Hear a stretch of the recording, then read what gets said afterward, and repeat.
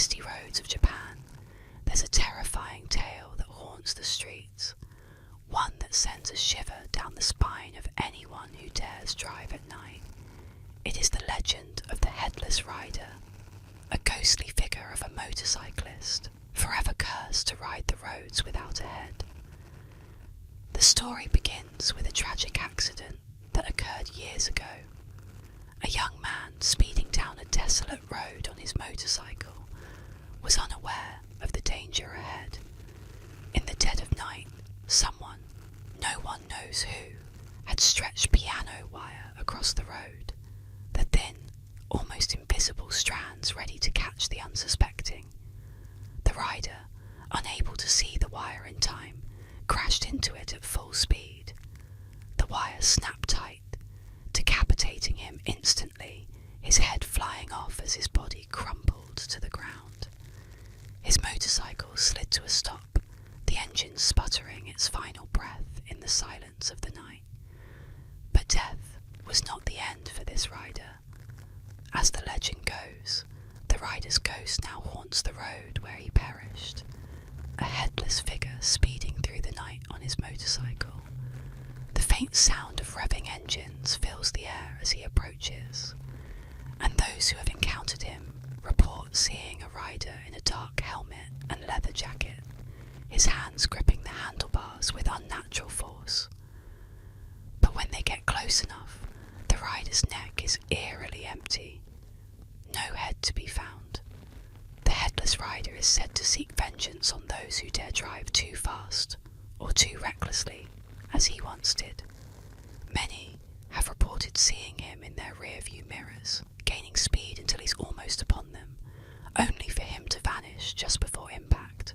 But some unlucky few have been followed, and on rare occasions they've felt the chilling brush of a headless figure passing by, a warning to never forget the deadly cost of speed. So, if you find yourself alone on a lonely, dark road in Japan, and you hear the roar of a motorcycle behind you, be wary. The headless rider may be catching up to you, ready to claim another victim for his endless ride through the night.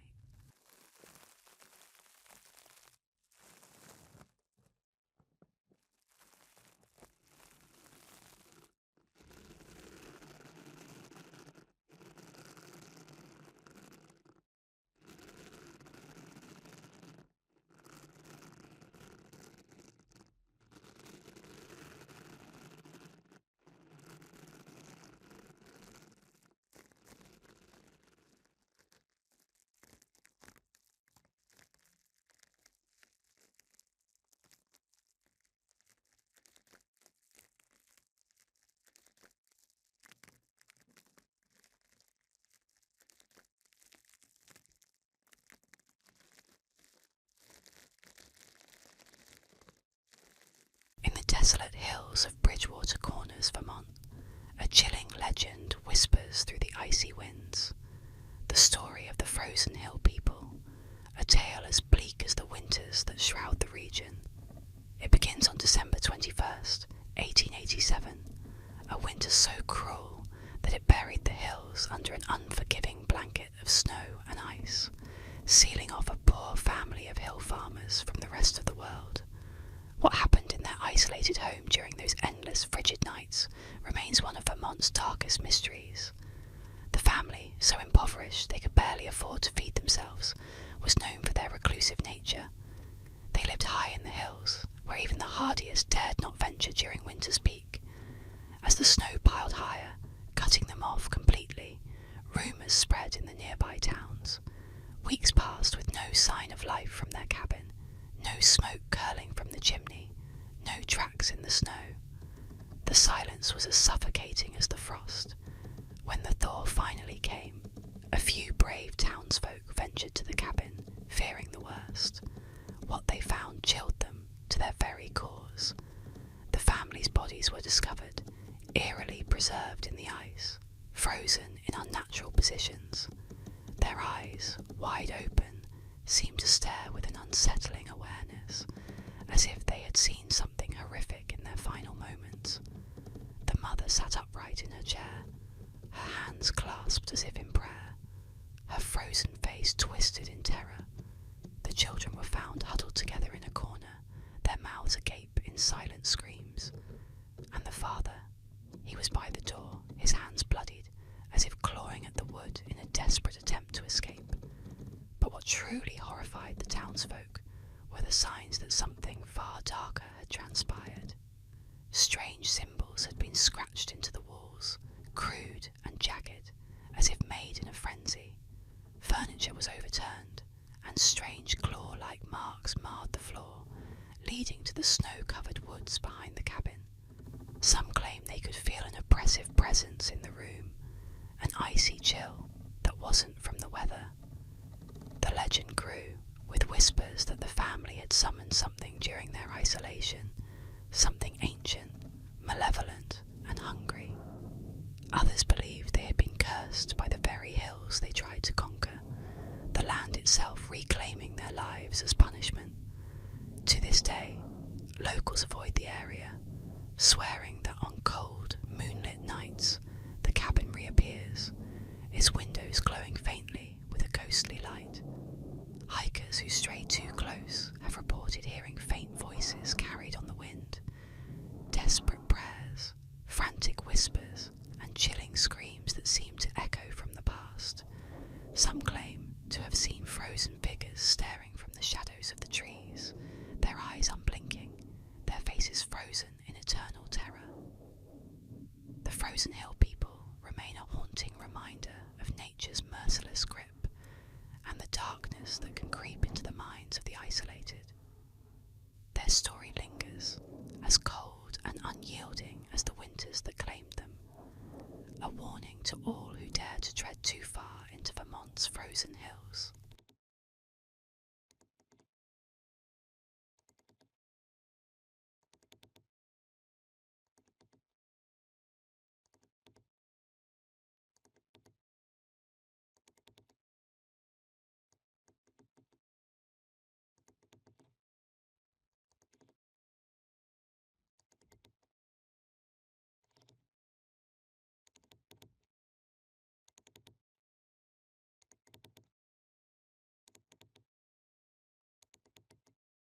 Tonight, we'll explore the chilling legend of the Beast of Bladenboro, a mysterious creature that once terrorized a small town.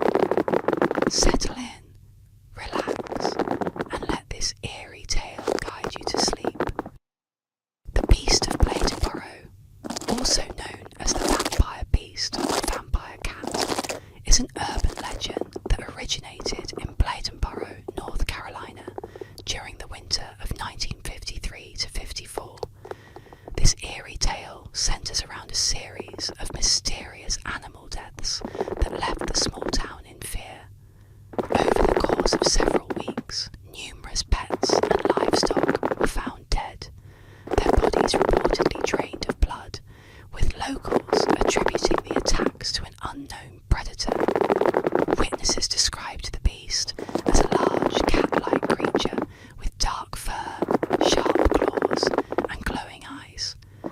Some said it resembled a panther or cougar, while others believed it was something more sinister. The way the animals were killed, found with deep bite marks and their blood allegedly drained, led many to speculate that the creature was vampiric in nature, earning it the nickname Vampire Beast. As the attacks continued, fear spread through the town, and locals organised hunting parties in an attempt to track down the creature. Despite numerous efforts and a rising sense of panic, the beast was never captured or conclusively identified. Some hunters claimed to have spotted the creature, but it always seemed to vanish before anyone could get a clear shot. Over time, the sightings diminished, and the strange animal deaths eventually stopped. Though no solid evidence of the beast's existence was ever found, the legend persisted, with some believing the creature still roams the woods surrounding Bladenboro. The mystery of what truly caused the deaths remains unsolved, leaving the Beast of Bladenboro to live on as one of the more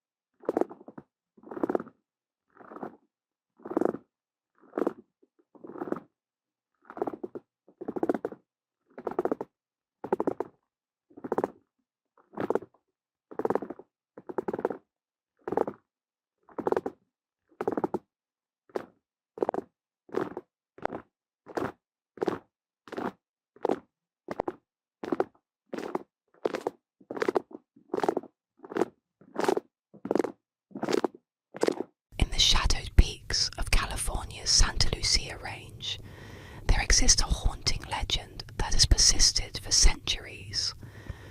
Known as the Dark Watchers, or as early Spanish settlers called them, Los Vigilantes Oscuros, these mysterious figures are said to lurk among the cliffs and ridges, observing anyone who dares wander too close. They are tall, towering silhouettes, human-like, yet somehow larger than life, standing motionless against the horizon, watching in silence. No one knows who or what they are, or why they appear, but every sighting comes with a feeling of dread, as if these dark sentinels hold secrets that mortals were never meant to uncover. Travellers who venture into the mountains often report a strange sense of being watched, even when alone. As they scan the landscape, they see them, figures draped in darkness, always at a distance, their outlines clear, but their features impossible to discern. They wear what appear to be long cloaks and wide-brimmed hats, though some say the figures shift and blur if looked at too long, fading into shadows, as if they were never there at all. Yet they reappear moments later, always at the edge of sight, still watching, waiting. Many believe that the Dark Watchers are ancient spirits, protectors of the mountains, or perhaps remnants of a darker time, cursed to roam these peaks eternally. Legend has it that they don't take kindly to those who venture too deeply into their territory. One story tells of a hiker who, upon noticing a figure in the distance, tried to approach it. As he drew closer, he felt an icy chill spreading through his body, a whisper on the wind urging him to turn back. When he ignored it and moved forward, the figure seemed to grow taller, its shadow stretching, consuming the very light around him. Panicked, the hiker ran, but the feeling of the Watcher's gaze followed him, haunting him for years afterward. Another tale describes a group of campers who spotted a Dark Watcher at dusk, outlined against the setting sun. They watched in terror as it seemed to raise an arm, pointing directly at them, though no face could be seen. That night, the campers awoke to strange sounds outside their tent. A soft rustling, like fabric brushing against stone. In the morning, they found strange footprints around their camp, impossibly large, yet vanishing abruptly, as if the entity had simply melted into the mountain itself. People say that the Dark Watchers cannot be approached or interacted with. Those who have tried to take photographs or call out to them find that their equipment malfunctions, their voices swallowed by the stillness. The Watchers simply observe, their intentions unfathomable, as if bound by a purpose known only to them. Locals warn hikers to leave offerings if they must enter the mountains. Tonight, let me guide you into the shadows of ancient Spain, where the chilling legend of the Castilian lisp unfolds. Relax, close your eyes, and let the whispers of history lull you to sleep. In the dark corners of Spain's forgotten history, a chilling tale has lingered for centuries, whispered among locals and passed down from generation to generation. Is the legend of the Castilian lisp, a haunting story that, while discredited by scholars, continues to send shivers down the spines of those who hear it. Long ago, in a time when kings ruled with an iron fist and the boundaries between myth and reality were blurred, there was a king unlike any other. His name has been lost to the shadows of time, but his affliction, an unmistakable lisp, would echo across Spain, leaving a trail of fear and confusion in its wake. The king's speech was strange, almost inhuman, as though something had cursed his very words. His voice carried an eerie sibilance, a sound that cut through the air like the hiss of a snake. The court, terrified of the king's wrath, dared not speak of his speech to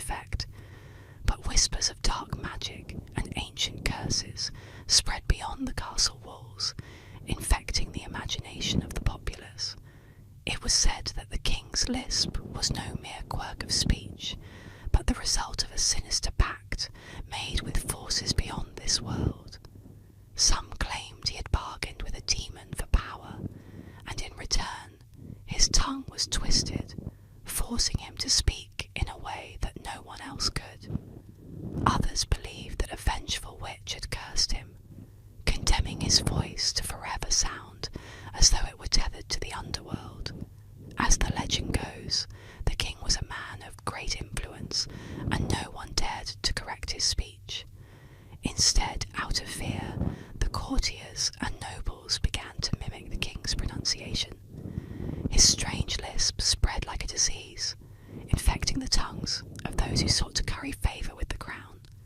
Soon, it was said, the entire kingdom spoke as their king did, their voices carrying the cursed sound of the theatre. The streets echoed with the eerie lisp, a constant reminder of the dark secret lurking in Spain's past. Children grew up speaking the language of the damned, unaware of the malevolent forces that had shaped their words. Though historians have debunked this tale as pure fantasy, the legend persists, a chilling reminder of how even the most benign of sounds can carry with them the weight of a curse. The next time you hear the soft hiss of a theatre in Spanish speech, remember the tale of the cursed king and wonder what dark power still lingers behind the sound. On the crisp, dark evening of September 12th, 1952, the quiet town of Flatwoods in Braxton County, West Virginia, became the stage for one of the most terrifying encounters ever reported. The Flatwoods Monster. What began as a streak of light cutting across the sky quickly turned into a nightmare, etched into the memories of those who dared to investigate. It started innocently enough. A group of young boys playing outside saw a blazing object streak through the sky before crashing into the wooded hills nearby. Intrigued and full of curiosity, they gathered a few adults and ventured into the dark woods to locate the mysterious object. Armed with flashlights, they climbed the rugged terrain, their breath visible in the crisp night air as an unsettling stillness began to surround them. As they approached the crash site, the air grew thick with a foul, metallic stench that stung their noses and throats. The trees seemed unnaturally quiet, as if the forest itself was holding its breath. Then, in the pale beam of their flashlights, they saw it, a figure that would haunt their dreams for years to come. Standing nearly 10 feet tall, it was a towering, grotesque entity that defied explanation. Its face glowed with a sickly red light, framed by what appeared to be a hood or helmet shaped like an inverted spade. Its eyes, cold, piercing, and unblinking, stared down at them, radiating an otherworldly menace. The creature's body, if it could even be called that, was encased in metallic armour-like plating, tapering into claw-like appendages that seemed ready to strike. It emitted a low, mechanical hiss, a sound that made their skin crawl. The group stood frozen in terror, unable to move as the being hovered eerily above the ground, exuding an aura of dread that seemed to grip their very souls. Suddenly, the creature began to move, gliding toward them with an unnatural, almost mechanical precision. Panic took over, and the group fled, stumbling and screaming as they tore through the woods, desperate to escape the nightmare.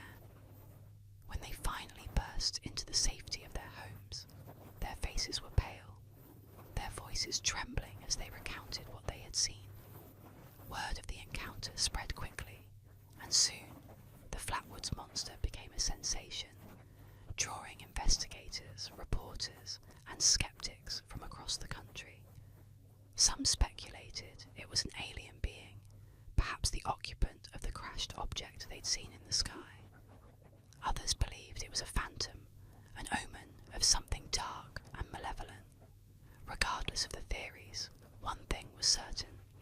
Those who saw it were forever changed. In the days that followed, residents reported strange phenomena, unexplained lights flickering in the night sky, animals behaving erratically, and an unshakable feeling of being watched. The foul odour lingered in the woods for weeks, as if the creature had left a piece of itself behind. Despite exhaustive searches, no trace of the monster or the supposed crash site was ever found, leaving the incident shrouded in mystery. Even now, decades later, the legend of the Flatwoods monster endures.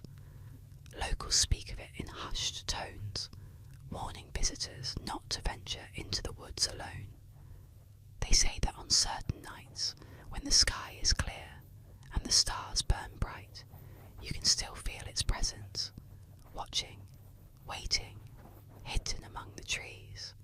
Whether it was an alien, a spectre, or something far darker, the Flatwoods monster remains one of the most chilling and unexplained encounters in American history. A reminder that some things lurking in the dark are beyond human comprehension. Deep within Utah's Escalante petrified forest, legends warn of a curse that brings misfortune upon those who dare to disturb its ancient relics. For countless years, this eerie forest has stood still, haunted by trees turned to stone, their wood transformed into glistening shards over millennia. Tourists marvel at the colours and textures, but there's a rule among locals: never take a piece of the forest home. The curse, they say, is vengeful and patient. Stories tell of visitors who couldn't resist pocketing a fragment of petrified wood, believing they'd taken only a small, harmless memento. But the forest doesn't forgive theft. Those who take from Escalante soon find themselves ensnared in a web of relentless misfortune. One man, who once laughed off the legend, lost his job within a week. His family fell into financial ruin, and he became consumed by regret, unable to escape the shadow of his actions. Others have faced accidents so sudden and strange they could only be explained by the curse. A woman who took a single stone reported a horrifying series of events. Her car veered off the road on her way home, narrowly escaping a fatal crash. Her health began to fail inexplicably, her body growing weaker as if drained by an unseen force. Her nights became plagued with nightmares of twisted, ghostly trees, watching her with hollow, accusing eyes. Desperate to break the curse, people mail pieces of petrified wood back to the park, hoping for mercy. Rangers at Escalante receive hundreds of packages each year, filled with stones and pleas for forgiveness. Letters pour in, recounting stories of illness, financial collapse, and near-death experiences. The packages lie unopened, scattered as grim reminders that the forest does not forget. So, the legend endures, a chilling warning to those who visit. Leave the forest as you found it, or face its wrath. The petrified trees of Escalante may seem still and silent, but they guard their secrets jealously. Those who steal from them awaken a curse, one that clings to their lives, unrelenting until the debt is paid, or until they are no more.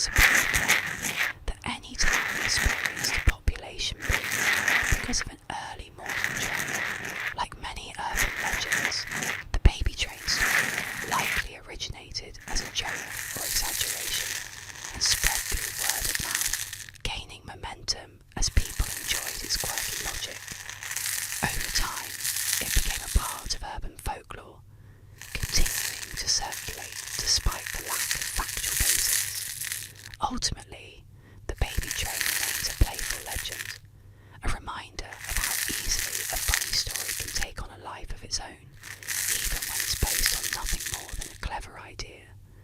While it may not be a real town with a baby boom caused by a train whistle, the legend endures as an example of how myths and tales can blend everyday life with unexpected outcomes.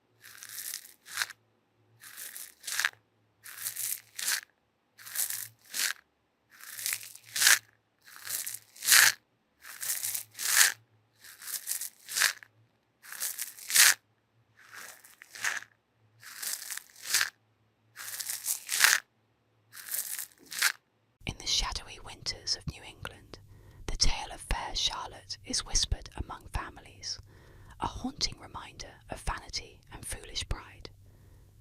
On a bone-chilling New Year's Eve, Charlotte, a young girl renowned for her beauty, was preparing to attend a grand winter ball. She chose a dress of delicate silk, the latest fashion, a gown that shimmered in the candlelight and caught every admiring eye. Her mother urged her to wrap up in thick furs to ward off the bitter cold, but Charlotte refused, scoffing at the idea of covering her beautiful dress with heavy, unsightly coats. As the sleigh arrived to carry her to the ball, the air was sharp and biting, the night blanketed in snow and silence.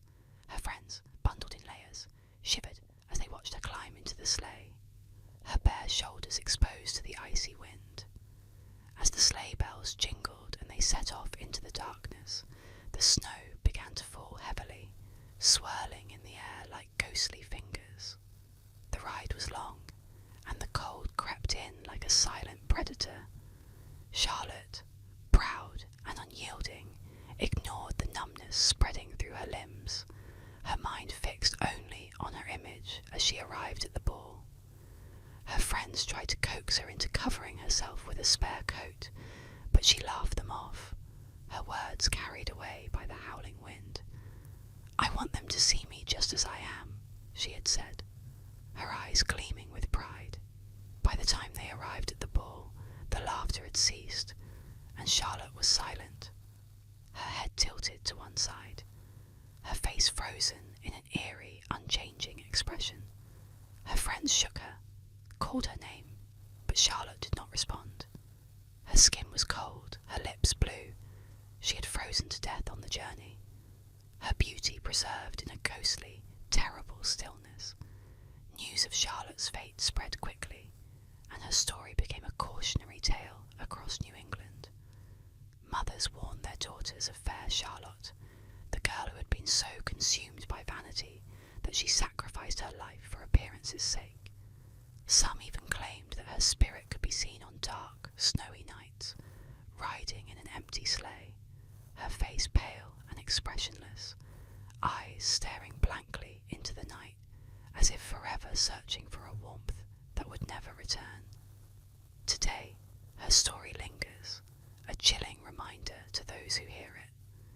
They say if you listen closely on a winter's night, you can hear the faint jingle of sleigh bells and the haunting whisper of a girl's laugh carried on the wind, growing softer until it vanishes into the cold. The tale of fair Charlotte endures as a ghostly warning, a beautiful face, frozen forever in the cruel grasp of vanity and the merciless winter's chill.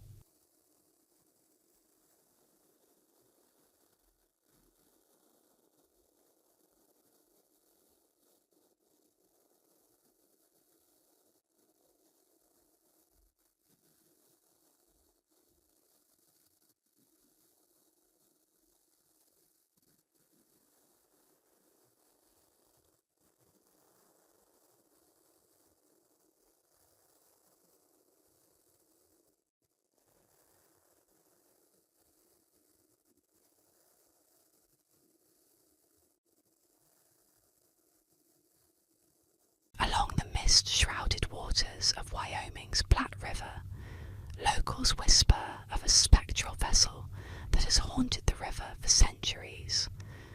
Known as the death ship of the Platte River, this ghostly apparition appears suddenly, cutting through the fog with an unnatural silence that chills even the bravest souls who witness it.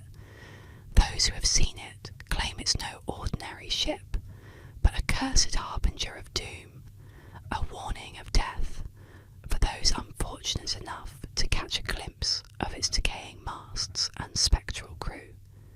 The ship is said to be a battered, ancient vessel, its once proud sails now tattered and hanging limply, though no wind stirs them.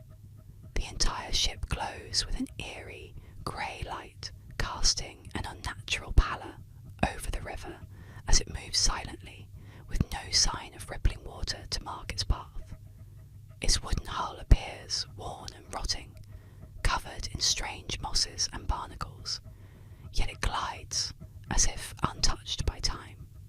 Witnesses recount that the ghostly ship seems to be staffed by a crew of shadowy figures, barely distinguishable from the mist that clings to the riverbanks. These phantom sailors stand deathly still, their hollow eyes staring blankly ahead, as though seeing a world beyond the living. The sight of them is enough to paralyze anyone who dares to watch, their forms flickering like candle flames in the fog, silent, yet filled with an overwhelming sense of dread. According to legend, those who see the death ship of the Platte River are destined to witness a death, often their own or that of someone close to them. Stories tell of pioneers and river travellers who encountered the ghostly vessel and soon after met tragic ends. One tale describes a fisherman who spotted the ship gliding down the river on a foggy morning. Mesmerised, he watched as one of the ghostly sailors extended a bony hand and pointed directly at him. Within days the man fell ill, his life draining away under mysterious circumstances. Another chilling account recalls a young couple who were boating on the river at dusk when the ship emerged from the fog.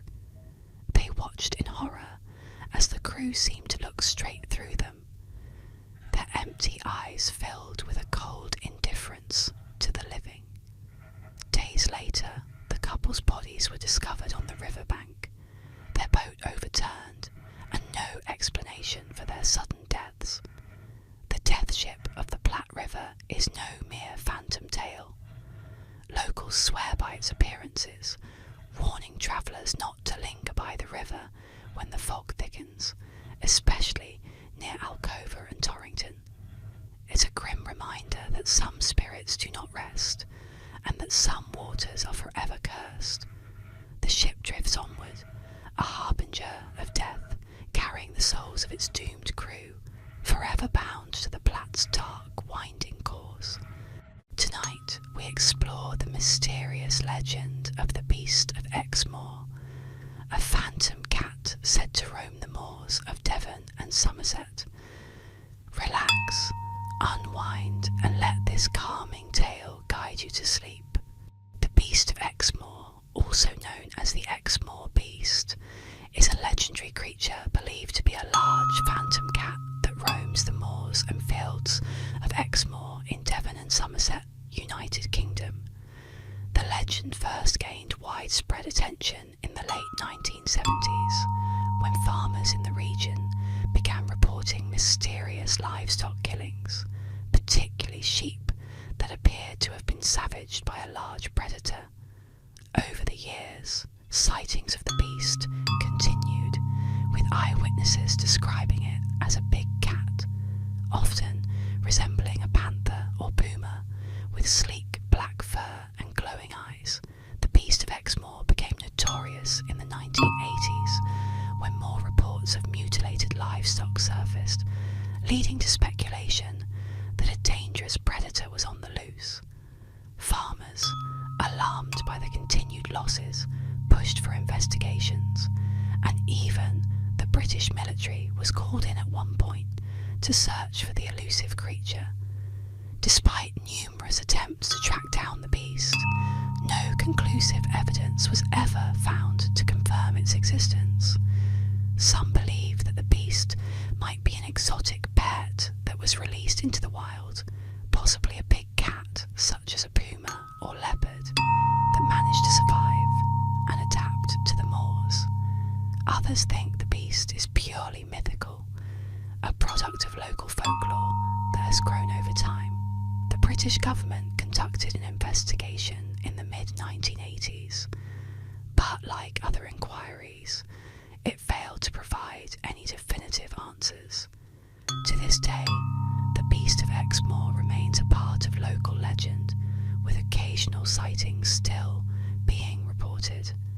Whether real or imagined, the beast continues to captivate the imagination of those who live near or visit the wild, untamed moors of Exmoor, adding a layer of mystery to the beautiful landscape.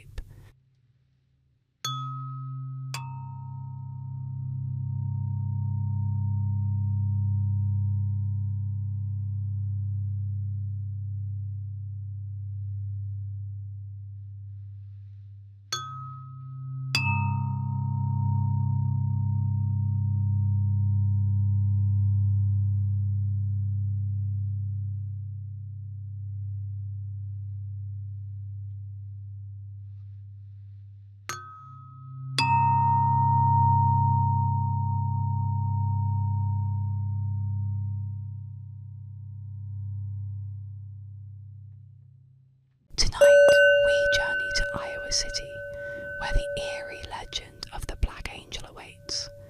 Let the mysterious tale of this cursed statue guide you into a peaceful and restful sleep. The Black Angel is a haunting urban legend centered around a statue in Oakland Cemetery, Iowa City. The statue, standing over 8 feet tall, was erected in 1912 to mark the grave of Teresa Feldovert, a woman of Czech descent. Over time, the statue gained a sinister reputation, and many locals began to believe it was cursed. The Black Angel originally had a bright bronze colour, but as the years passed, it darkened to a deeper black, which fueled the legend's eerie narrative. Some say the change in colour represents the anger or grief of Teresa's spirit. Others believe the blackened statue is an omen of death, with various warnings attached to it. One popular belief is that anyone who touches or kisses the statue will be met with an untimely death. Another variation claims that those who look directly into the angel's eyes at midnight will be cursed. The statue's mysterious appearance, combined with its dark colour and imposing presence, has made it a popular site for paranormal enthusiasts and thrill seekers. Many visit the cemetery to test the legend, while others keep their distance, unwilling to risk the supposed curse. Though the Black Angel story is rooted in local folklore, the real cause of the statue's discoloration is simply weathering and oxidation of the bronze. Despite this, the legend remains a captivating part of Iowa City's history, continuing to intrigue and frighten those who hear it. Whether cursed or not, the Black Angel stands as a reminder of how myths can grow around even the most ordinary objects.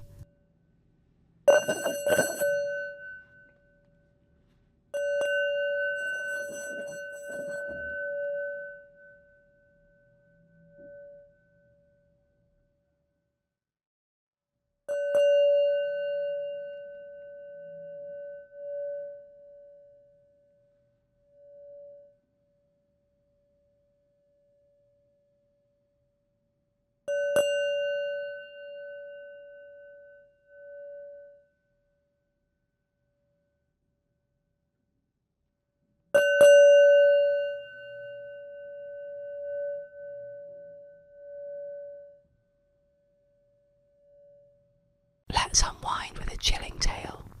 The choking Doberman, a mysterious intruder A loyal pet and a terrifying discovery will take you into the shadows. Relax and let the story begin. On a cold, dark night, a woman returned home after a long day. Her house was eerily silent, except for the faint sound of her Doberman whimpering.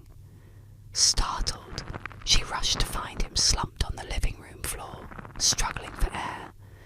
The dog's body convulsed as it tried to cough up whatever was lodged in its throat.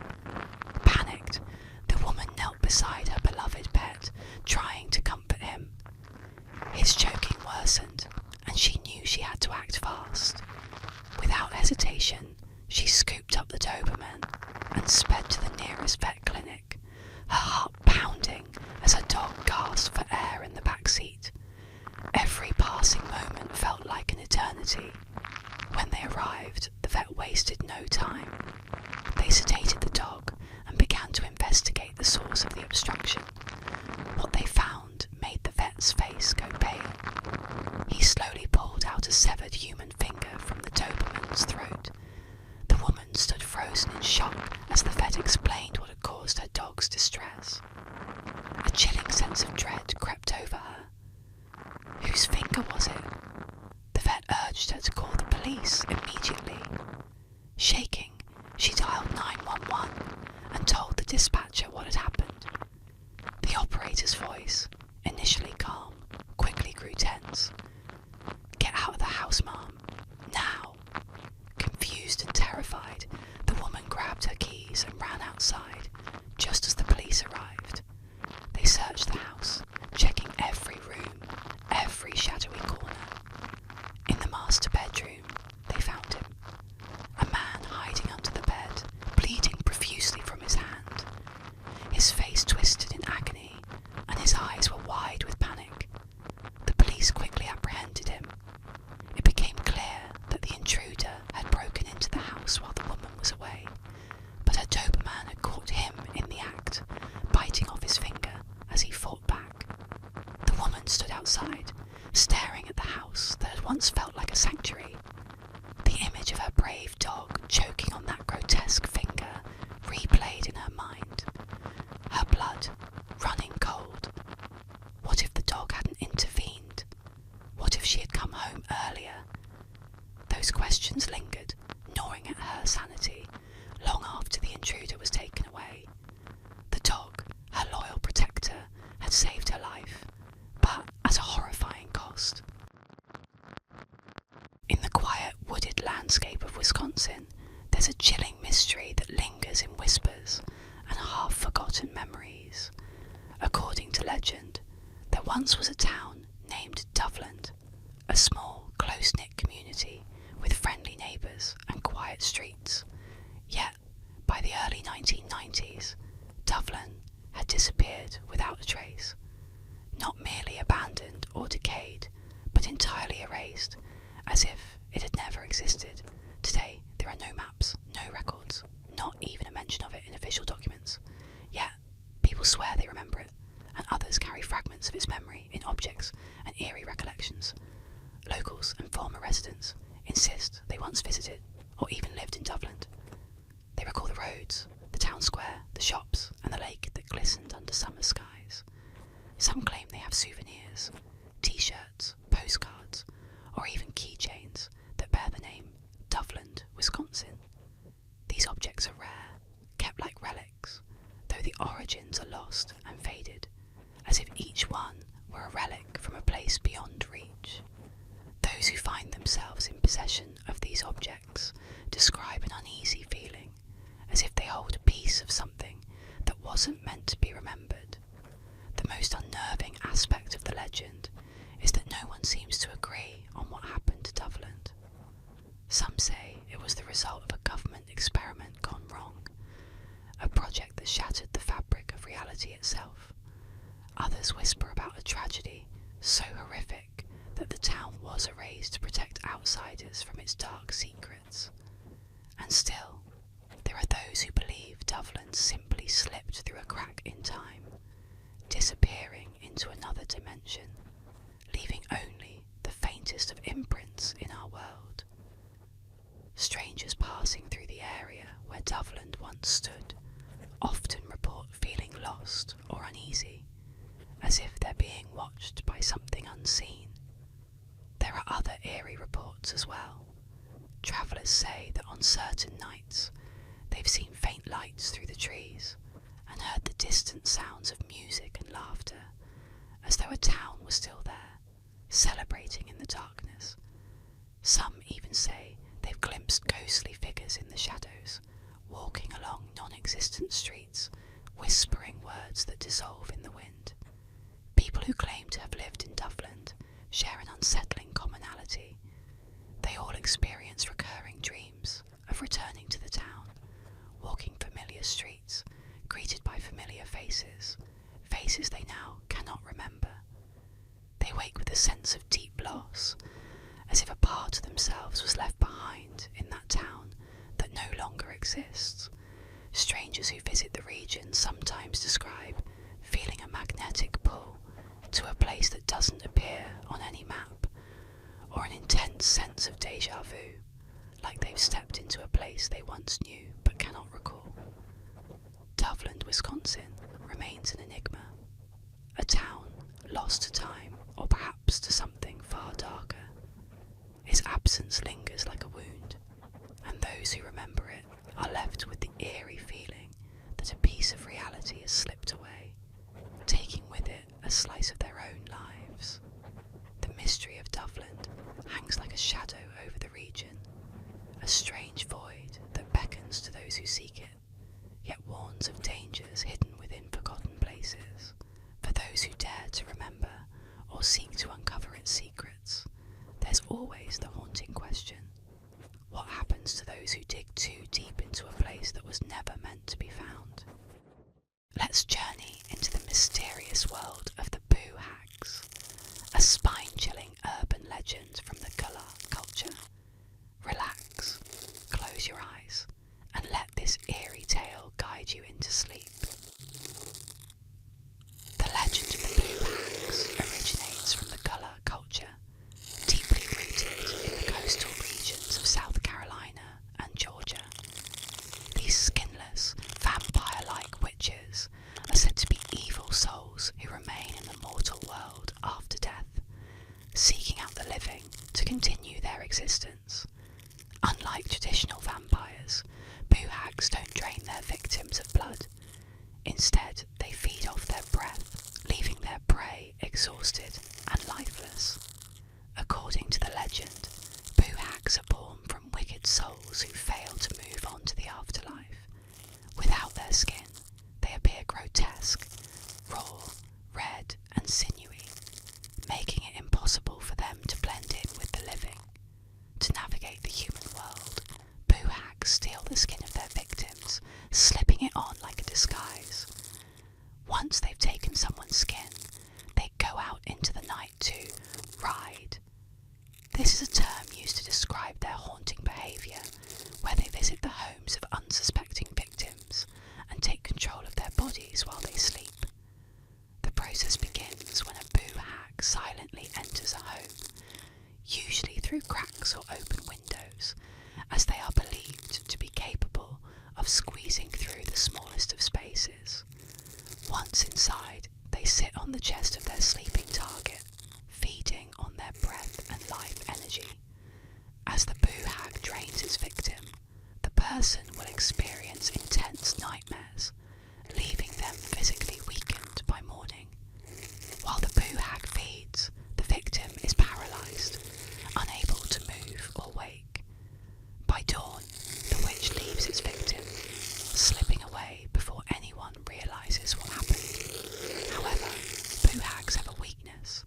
They must return the skin they've stolen before sunrise, or they will be exposed and destroyed by daylight. If caught without their skin, they are vulnerable,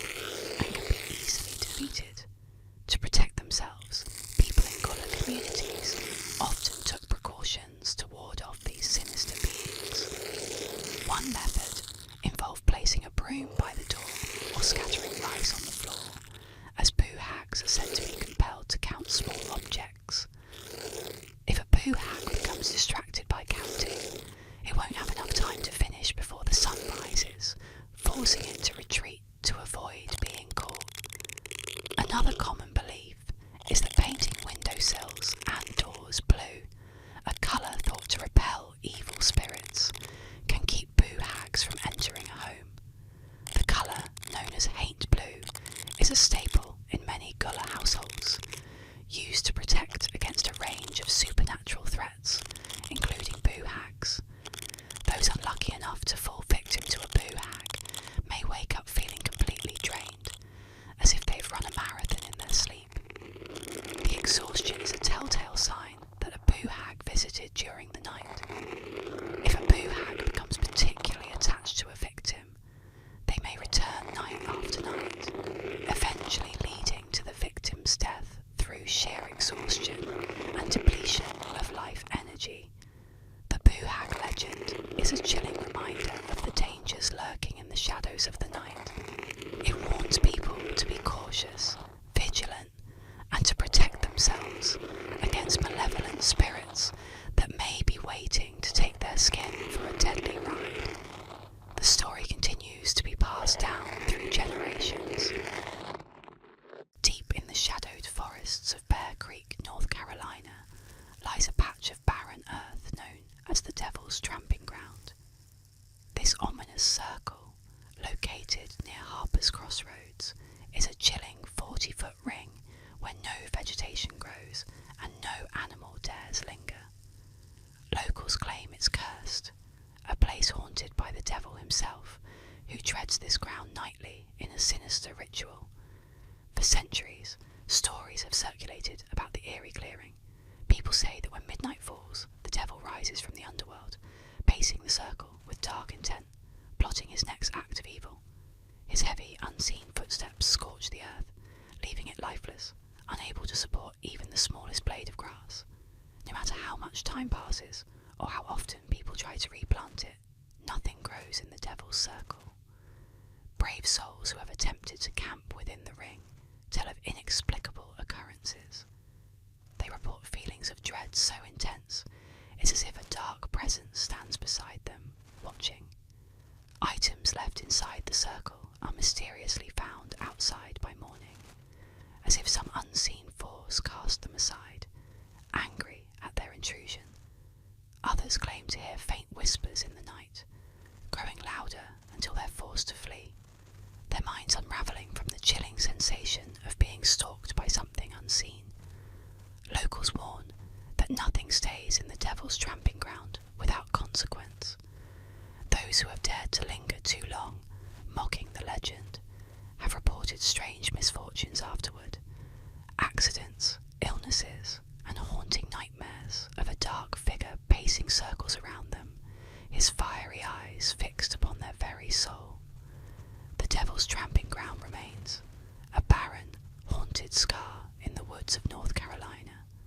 It is a place that repels life, an eternal reminder of an ancient evil lurking beneath the surface. And so, the warning endures.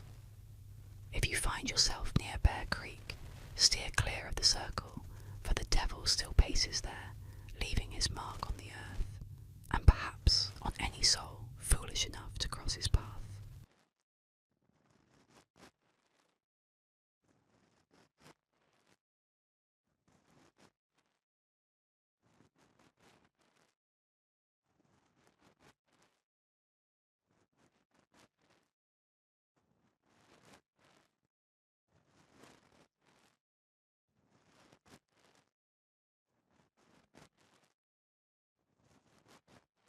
In the shadowed corridors of the uncanny, where art meets the supernatural, there echoes the unsettling legend of the crying boy. This painting, a mass-produced print by the Italian artist, known both as Giovanni Bragolin and Bruno Amadio, has stirred whispers of a curse since it first appeared in the 1950s. The portrait, depicting the tear-streaked face of a young boy with deep, sorrowful eyes, became a common fixture in homes across Europe, initially cherished for its poignant depiction of innocence and grief. Yet, beneath the surface of this seemingly benign artwork, darker forces seem to lurk. The legend began to take shape in the 1980s when a series of mysterious fires devastated numerous homes throughout England. Amidst the charred ruins, firefighters made a chilling discovery. While the flames consumed almost everything in their path, the prints of the crying boy survived unscathed. In one house after another, the painting was found amongst the ashes, its glass cover often the only thing left intact. These bizarre occurrences were first reported in a 1985 article in the Sun newspaper, which chronicled the strange phenomenon, igniting widespread fear and superstition. The tale grew more sinister with each telling. It was said that the boy in the painting was a foundling, taken in by Amadio, who discovered the child weeping beside the smouldering ruins of a building that had claimed his parents. Moved by his plight, Amadio captured the boy's eternal sorrow on canvas. However, dark rumours swirled that the artist had exploited the child's curse, for the boy was no ordinary orphan. Legend had it that wherever he resided, fires of unknown origin would inexplicably ignite. As the cursed painting's fame spread, so did accounts of misfortune attributed to it. Owners of the print reported inexplicable series of bad luck, with numerous testimonies of personal tragedies that befell those who displayed the painting in their homes. Some spoke of hearing the soft sobs of a child at night, the cries echoing through hallways, only to find the painting's eyes brimming with tears, as if the boy mourned not only his fate, but also that of those who gazed upon him. Frightened by these tales, many sought to rid themselves of the painting, yet disposing of the crying boy proved no simple task. Stories emerged of the prints being found intact at local dumps, or returning to hang on the walls they had once adorned, despite being thrown away. Others who attempted to burn the painting found that it resisted the flames, the boy's face peering out through the fire, his tears reflecting the inferno around him.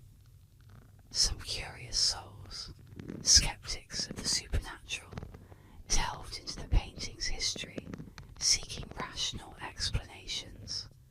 They proposed that the varnish used by Amadio might have been flame retardant, a common practice among painters who wished to protect their work. Yet, no scientific explanation could fully dispel the aura of dread surrounding the image. The legend of the crying boy took on a life of its own, a modern myth that mingled fact with folklore. It became a cautionary tale about the objects we choose to bring into our homes, about the unseen energies they might carry. It warned of the grief that could spill from canvas to reality, a sorrow so profound it seemed to transcend the boundaries of art and enter the realm of the paranormal. Today, the crying boy hangs in the shadowed corners of antique shops, in online auctions, and sometimes, still, on the walls of those who either do not know its story or who defy the curse to court disaster. Whether a true bearer of misfortune or merely a subject of one of the most unsettling urban legends of the 20th century, the painting continues to fascinate and frighten, a testament